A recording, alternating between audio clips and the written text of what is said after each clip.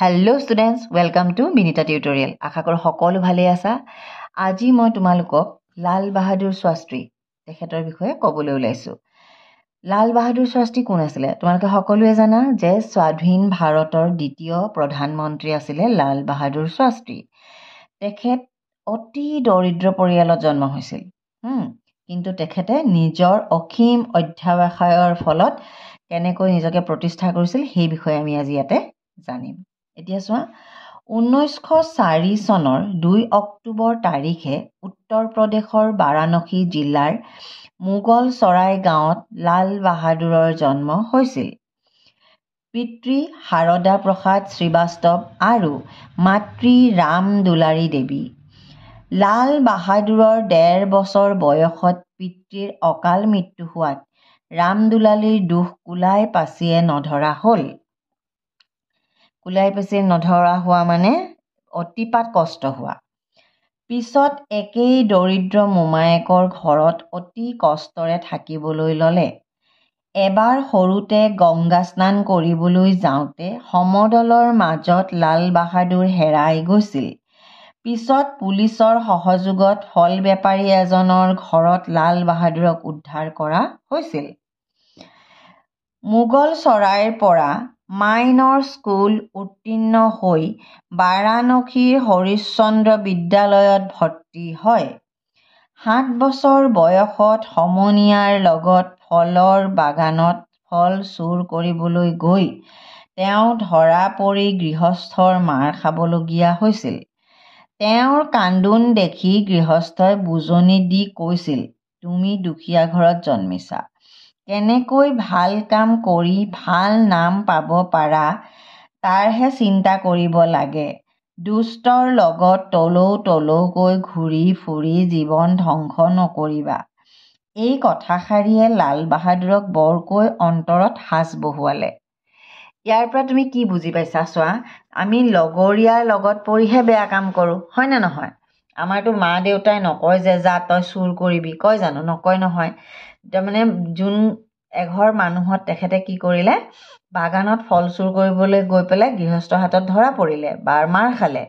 তেওঁ অতিপাত কন্দা দেখি গৃহস্থই বুজনি দি ক'লে যে তুমি দুখীয়া ঘৰত জন্মিছা, কেনেকৈ ভাল কাম কৰি ভাল নাম পাব পাৰা তাৰেহে চিন্তা কৰিব লাগে। দুষ্টৰ লগত তলৌকৈ ঘূৰি জীৱন ধ্বংস নকৰিবা। এই কথাষাৰিয়ে লাল বাহাদুৰক বৰকৈ অন্তৰত সাঁচ বহুৱালে। টাৰ্ণিং পইণ্ট বুলি কয় যে 1921 চনত স্বাধীনতা সংগ্ৰামত লাল বাহাদুৰে যোগদান কৰিছিল।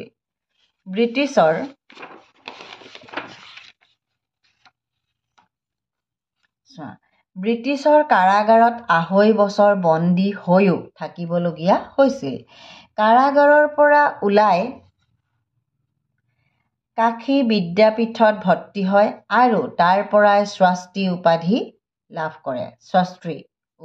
কৰে। কাশী বিদ্যাপীঠৰ পৰা তেখেতে শাস্ত্ৰী উপাধি লাভ কৰিছিল। 1927 চনত ললিতা দেৱী নামৰ এগৰাকী কন্যাক তেওঁ বিয়া কৰায়। 1932 চনত এলাহাবাদৰ ব্লক টাৱাৰত লাল বাহাদুৰে বুৰ্খা পিন্ধি মুছলমান মহিলা হৈ পুলিচৰ চকুত ধূলি দি বন্দে মাতৰম বুলি পতাকা উত্তোলন কৰিছিল। 1937 চনত তেওঁ উত্তৰ প্ৰদেশৰ বিধানসভাৰ সদস্য নিৰ্বাচিত হয় আৰু 1947 চনৰ পৰা গৃহ পৰিবহণ মন্ত্ৰী নিযুক্ত হয়। পিছত 1952 চনত ৰাজ্যসভালৈ নিৰ্বাচিত হৈ ৰেল আৰু পৰিবহণ মন্ত্ৰী হৈছিল। 1961 চনত তেওঁ গৃহমন্ত্ৰী হৈছিল।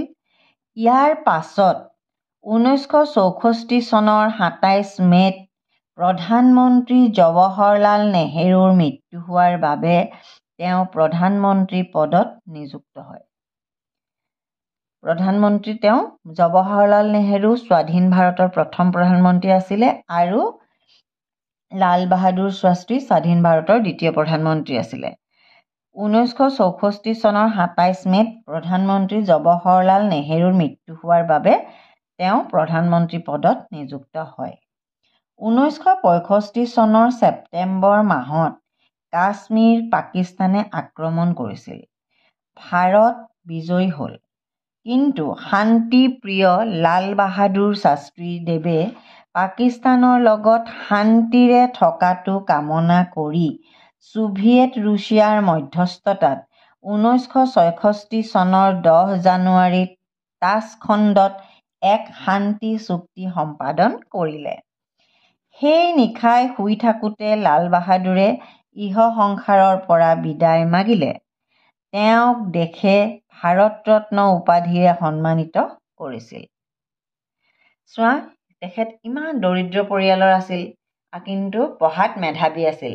তেখেতে সৰুকালত যথেষ্ট কিছুমান বেয়া কাম কৰিছিল, কিন্তু সেই বেয়া কামবোৰৰ পৰা তেখেতে শিক্ষা এটা ল'লে। যেতিয়াই মানুহজনে ক'লে যে তুমি দুখীয়াৰ ঘৰত জন্ম হৈছা, বেয়া ল'ৰাৰ লগ লাগি বেয়া কাম নকৰি কেনেকৈ তুমি ভাল হৈ পেলাই ঘৰৰ নাম উজ্জ্বলাব পাৰা, তোমাৰ জীৱনটো উজ্জ্বল কৰিব পাৰা, সেইটোকে ধৰি তেখেতে বিভিন্ন ধৰণৰ কষ্টকে পঢ়া শুনা কৰি দেশৰ কাৰণে বহুত কষ্ট কৰি তেখেতে প্ৰধানমন্ত্ৰী হ'ল। আৰু তেখেতে 1966 চনৰ 10 জানুৱাৰীত তাছখণ্ডত শান্তি চুক্তি সম্পাদন কৰি ৰাতিয়ে মৃত্যুবৰণ কৰিলে। দেখিলা? এতিয়া চোৱা, এখেতৰ বিষয়ে আমি বহুতে নাজানো। তাৰমানে কেনেকুৱা, আমি 2 অক্টোবৰটো অকল মহাত্মা গান্ধীৰ জন্মদিন বুলিয়ে ইমান দিনে পালন কৰি থাকোঁ। 2 অক্টোবৰত যে ভাৰতবৰ্ষৰ দ্বিতীয়গৰাকী প্ৰধানমন্ত্ৰী লাল বাহাদুৰ শাস্ত্ৰীদেৱৰ জন্মদিন আমি বহুতে গমেই নাপাওঁ। সেইকাৰণে মই পাই পেলাই তাৰমানে মই কথাটো কোৱাতকৈ এইখিনি কথা পঢ়ি দিয়াত তোমালোকৰ কিমান ভাল লাগিছে, হয়নে কোৱাচোন? সেইকাৰণে মই বোলো কথাটো জানি পেলাই তোমালোককো জনাই থওঁ বুলি এই লেচনটো পঢ়ি দিলোঁ। আশা কৰোঁ ভিডিঅ'টো তোমালোকৰ ভাল লাগিলে, নজনা কথা বহুত জানিব পাৰিলা। আৰু এটা কথা জানিব পাৰিলা যে দুখীয়া হৈ জন্ম লোৱাটো আমাৰ জীৱনৰ উন্নতিত কোনো বাধা হ'ব নোৱাৰে। যদি ভাল লাগিলে ভিডিঅ'টো লাইক এটা কৰিবা, তোমালোকৰ ফ্ৰেণ্ডৰ মাজত শ্বেয়াৰ কৰিবা। যিসকলে প্ৰথমবাৰৰ বাবে ভিডিঅ'টো চাইছে প্লিজ চেনেলটো ছাবস্ক্ৰাইব কৰিবলৈ নাপাহৰিবা। আজিলৈ আহোঁ, লগ পাম আন এটা ভিডিঅ'ত।